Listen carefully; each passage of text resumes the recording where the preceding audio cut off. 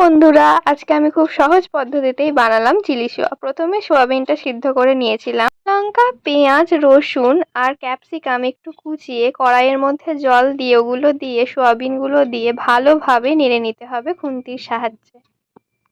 এরপর শুধুমাত্র লঙ্কা গুঁড়ো, নুন দিয়ে ভালোভাবে নাড়তে থাকতে হবে। কিছুক্ষণ নেড়ে নেওয়ার পর সোয়া সস দিতে হবে।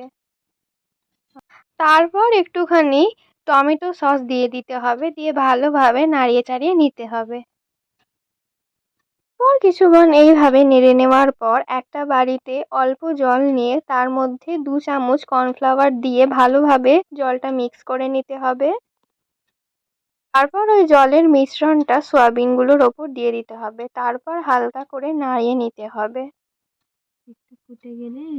একটু ফুটে গেলেই চিলি সোয়া রেডি হয়ে যাবে। কেমন লাগলো অবশ্যই জানিও। টাটা, শুভরাত্রি।